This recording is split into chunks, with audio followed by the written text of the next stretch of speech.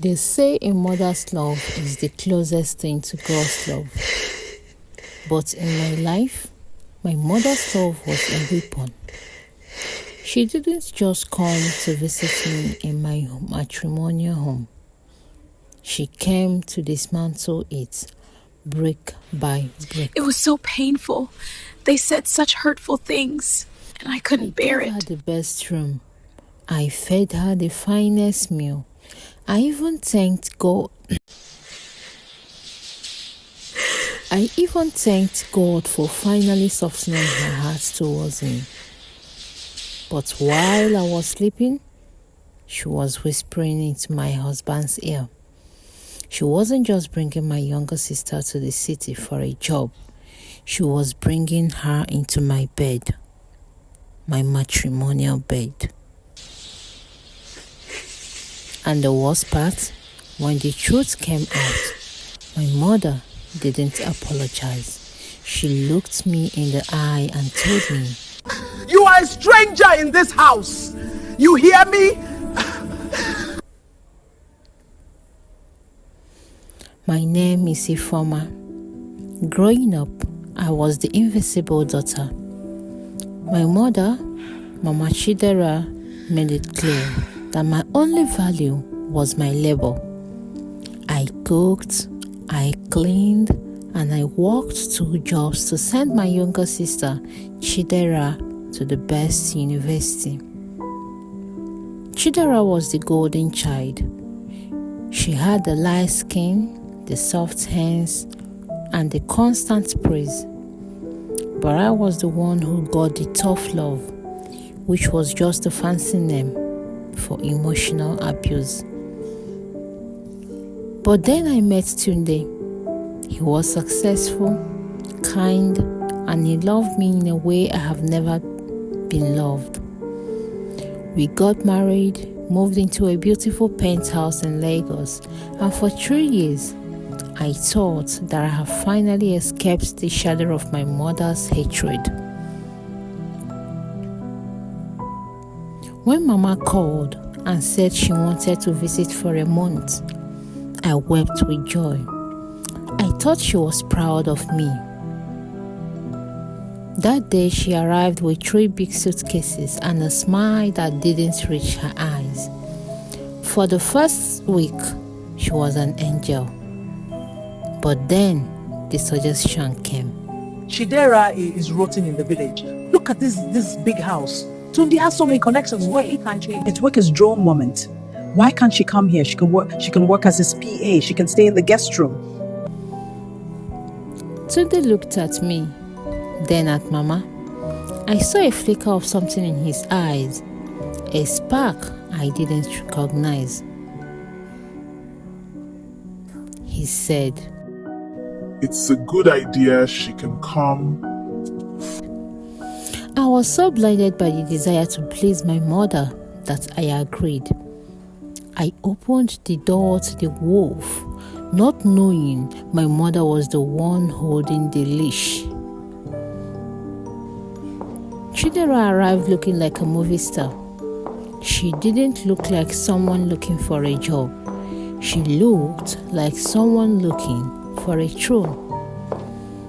The atmosphere in the house changed instantly. Mama started making jokes about my weight, my cooking, and how tired I looked compared to Chidera. Tunde, don't mind Ifeoma. She has always been the rugged one. But look at Chidera. She is like a flower. She needs a man to protect her. I started feeling like a guest in my own home. Tunde started coming home later. He and Chidera, my younger sister, would work in the study until 2 a.m. When I complained, Mama would scream at me, calling me insecure. You are wicked for wanting to stand in my sister's way. Sure is you. The betrayal wasn't a sudden explosion. It was a slow rot. I started finding things. A strand of Chidera's hair on Tunde's pillow, the smell of her perfume in his car. But every time I brought it up, Tunde gnashed me, and Mama gnashed me harder. Mama said, Losing your mind. Maybe it is the stress of not giving Tunde a that son. was the knife in my heart. We had been trying for a baby for 2 years. Then came the morning when everything changed. I came home early from a business trip. The house was silent. I walked into the kitchen to get something and I saw Chidera, my sister, leaning over the kitchen sink, vomiting. My heart stopped. I am a woman. I should know that sound. I asked, my voice shaking. But she didn't look scared. She wiped her mouth, looked at me and smirked. She didn't say a word, she just walked past me. I then went into the parlor where Mama was sitting, calmly shelling egusi. I whispered, Chidera is pregnant in this house. Is that so? Mama didn't even look up. She took a sip of her tea and said, In me as your husband, but I need to know. The world turned grey. I felt the air leave my lungs. My husband?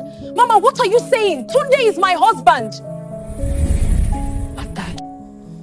Mama stood up then. She walked over to me and for the first time in years, she touched my face. But it wasn't a caress.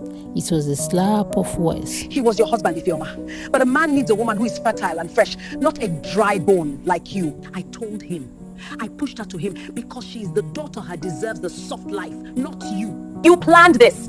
From the day you called me, you planned to give him my Tunde sister. walked in then.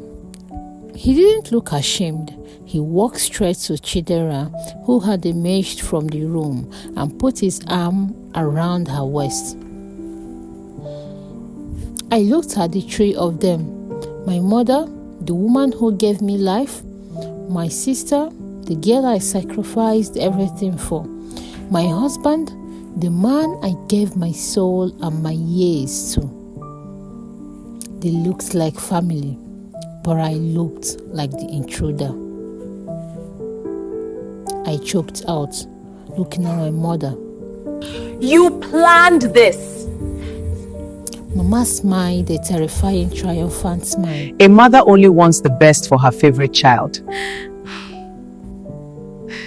You were a ladder we used to climb. Now the ladder is broken. Get out of this They house. took my home, they took my marriage, they even tried to take my sanity. But as I stood there at that gate, listening to them laughing inside, I realized something. My mother didn't just give my husband to my sister, she gave her my curse. Because a man who can be seduced by his wife's younger sister under the eyes of his mother-in-law is not a prize. He is a ticking time bomb. And my mother, she thinks she has won. She doesn't know that the betrayal she planted will grow into a tree that will crush them all. Be careful of the visitors you welcome into your home. Sometimes the enemy isn't at the gate. The enemy is the one who carried you in her womb. Sometimes.